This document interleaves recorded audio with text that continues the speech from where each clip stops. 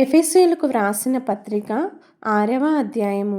పిల్లలారా, ప్రభువునందు మీ తల్లిదండ్రులకు విధేయులై యుండిడి, ఇది ధర్మమే. నీకు మేలు కలుగునట్లు నీ తండ్రిని తల్లిని సన్మానింపుము, అప్పుడు నీవు భూమి మీద దీర్ఘాయుష్మంతుడు వగదువు. ఇది వాగ్దానంతో కూడిన ఆజ్ఞలలో మొదటిది. తండ్రులారా, మీ పిల్లలకు కోపము రేపక ప్రభువు యొక్క శిక్షలోను బోధలోను వారిని పెంచుడి. దాసులారా, యథార్థమైన హృదయము గలవారై భయముతోనూ వణుకుతోనూ క్రీస్తునకు వలె శరీర విషయమై మీ యజమానులైన వారికి విధేయులై యుండిడి.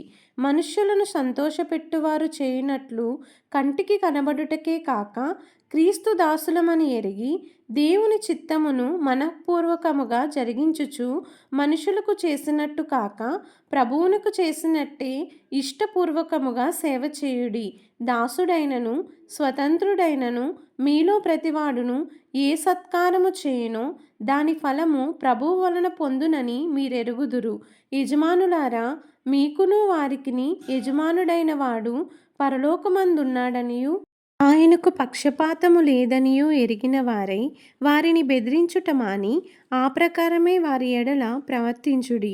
తుదకు ప్రభువు యొక్క మహాశక్తిని బట్టి ఆయన యందు బలవంతులై యుండుడి. మీరు అపవాది తంత్రములను ఎదిరించుటకు శక్తివంతులగునట్లు దేవుడిచ్చు సర్వాంగ కవచమును ధరించుకొనిడి.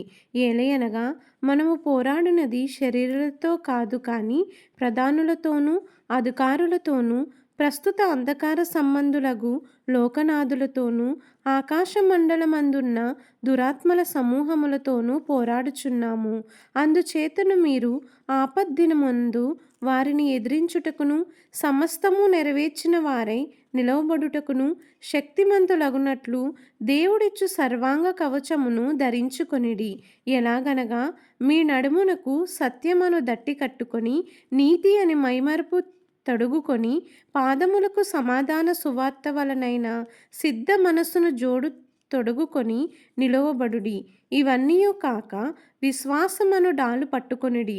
దానితో మీరు దుష్టుని అగ్నిబాణములన్నిటినీ ఆర్పుటకు శక్తిమంతులవుదురు. మరియు రక్షణయను శిరస్త్రాణమును దేవుని వాక్యమును ఆత్మఖడ్గమును ధరించుకొనిడి. ఆత్మ వలన ప్రతి సమయమునందును ప్రతి విధమైన ప్రార్థనను విజ్ఞాపనను చేయుచు ఆ విషయమై సమస్త పరిశుద్ధుల నిమిత్తమును పూర్ణమైన పట్టుదలతో విజ్ఞాపన చేయుచు మెలకువగా ఉండుడి.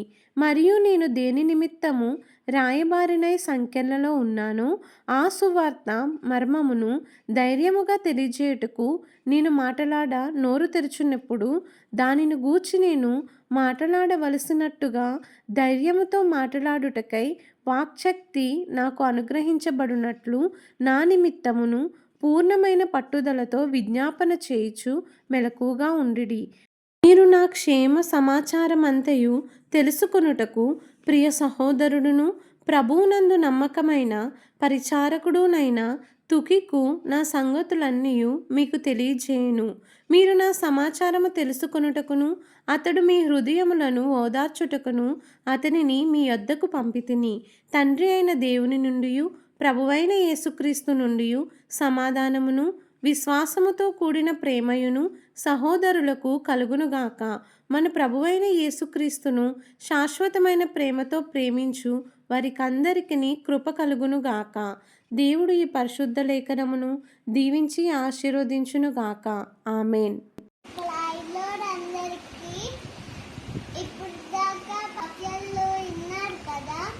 వినండి, మరి కొంతమందికి వినిపించండి. యూట్యూబ్ ఛానల్ని లైక్ చేయండి, షేర్ చేయండి, అలాగే సబ్స్క్రైబ్ కూడా చేయండి. Jesus loves you all. Amen.